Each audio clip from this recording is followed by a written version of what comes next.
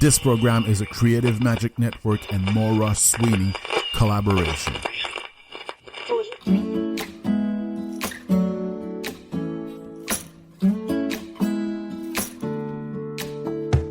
Welcome to the Maura Sweeney podcast.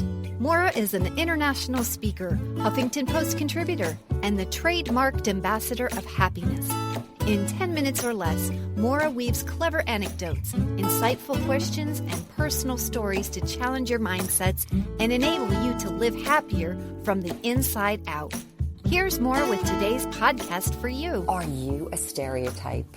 Well, if you're on a path to living happy from the inside out, you might want to check in to today's question. Are you a stereotype?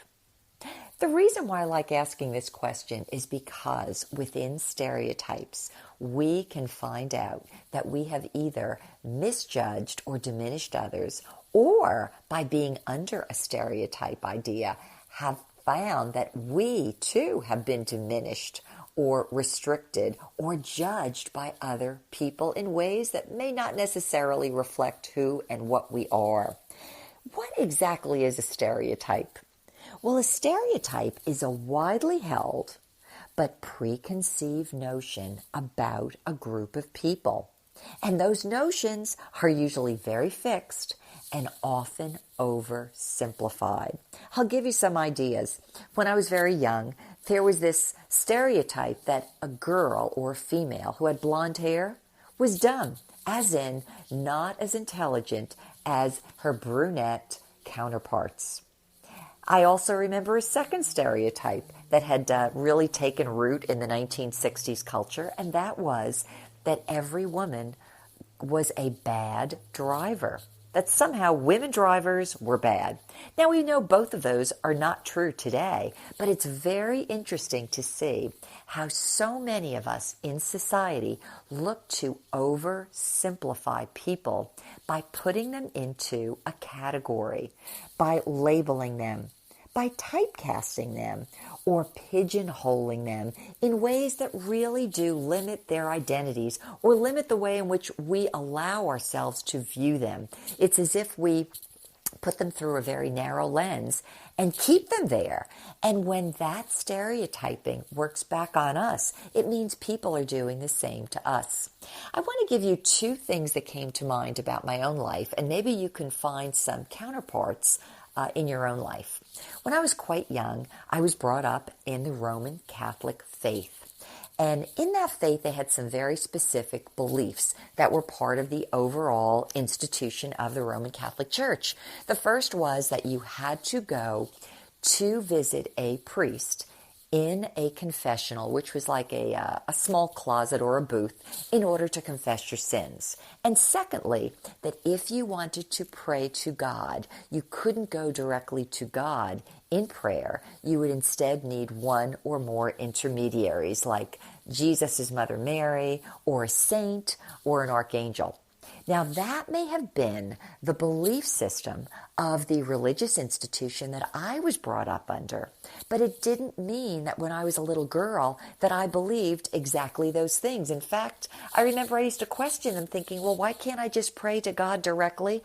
And are all these people who are coming out of the confession booths who just confess their sins to the priests really feeling bad about it? Is this real? And I apparently didn't buy into the belief system. Why is that important? Because sometimes when you and I are out in the world and we hear a label, sometimes the label is a religious label, sometimes it is a cultural label, but it could be anything. It could be a gender label, it could be an age label, it could be any one of a number of things, and we end up associating that individual with a very narrow stereotype, and we don't allow them out of it. I'll give you a second one that had to do with my life. A couple of decades after my childhood, I ended up as an early adopter homeschooling mother. Now, my reason for being a homeschooling parent was primarily because my husband owned a business here in Florida. He loved traveling overseas, and when our daughter was very young, at a preschool age, we could go anywhere we wanted, any time of year, and even when she was in preschool, nobody really cared. But as soon as kindergarten rolled around, he said, Maura, I'd love to do this, even if 1 or 2 more years, and would you mind homeschooling Kaylee, our daughter, so that we can travel off season? Well, good enough. That was our reason primarily for being homeschooling parents. As it turned out, homeschooling definitely had some stereotypical models in mind. And I could remember when certain people heard that I was a homeschooler, they either saw it as a really good thing. In the case of some people who were very religious, immediately they thought, Maura's super religious like us. Or maybe Maura doesn't want her daughter to be around those other kids. She only wants to keep them in church. Well, that really wasn't true of me. But I remember also being viewed externally, and again, incorrectly, or through the wrong lens, by some non-religious people, and in some cases some public school teachers who, when they found out that I was a parent that didn't have a teaching degree, who was homeschooling my daughter, they felt extremely angry, resentful, threatened, and very, I would say, very anti to me. And that was not my feeling at all. I was not doing this as a protest against them. But can you see how stereotypes can end up limiting us in terms of how we see each other, and we cut each other off in terms of overall sense of perception? We end up taking in our mind's eye one, let's say, single-dimensional idea, and we disallow any other thoughts or any other hues or any other variances or variations to step into the program. So what does this mean for you and your happiness? Well, maybe you have looked at some people at work, in your neighborhood, maybe at school with your children, maybe in society, and you have stereotyped certain individuals, knowing that they belong or are affiliated to a specific group, and then as a result of that, superimposing upon them ideas that come from stereotypes. And what it may be is that you really haven't given these individuals an opportunity to fully express themselves, or you haven't given them the benefit of the doubt.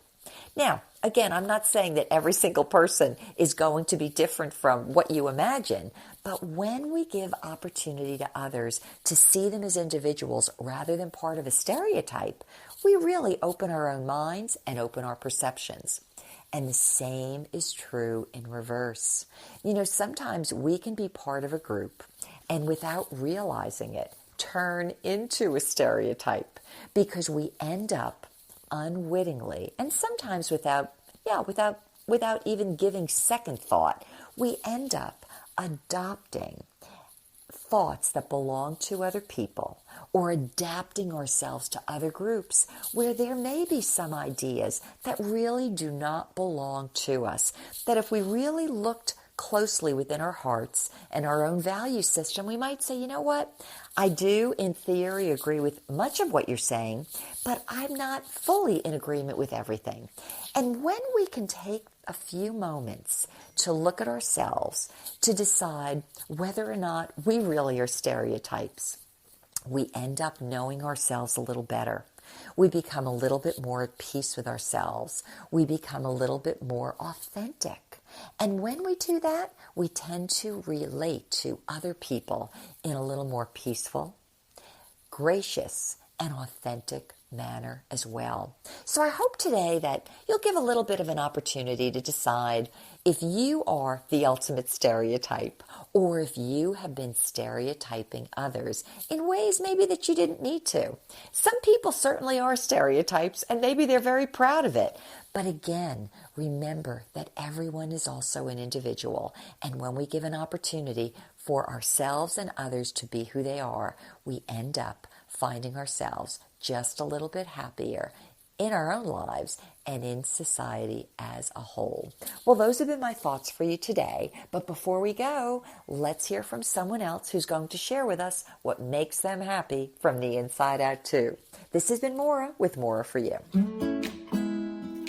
My name is Bryan Rivera, and I am from the Bronx, New York, in the house. I enjoy flying airplanes, traveling, and moving around the country with a propeller on the front and the wings on my side. I've been a pilot for over 28 years, and that's what makes me happy. For more insights on living happy from the inside out, subscribe to this podcast. To learn more about Maura, visit her moraforyou.com website, where you'll find videos, blogs, books, and the Foundations of Happiness self-study e-course. Maura, 4, letter U.com, where Maura is always for you. Alrighty, thank you so much. Thank you so much for listening to this episode. How'd you like it? How did you like it? I just want to say a quick thank you to everybody out there, and also everybody who contribute to our Patreon page. You are really helpful to this show, and we are grateful for your help.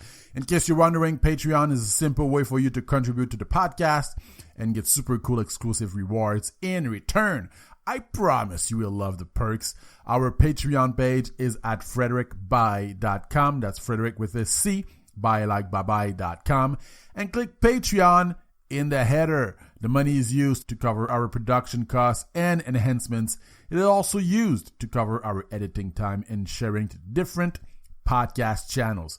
You can contribute for as low as $1, and you can even choose your platform, either Podbean or Patreon.com. See ya next time.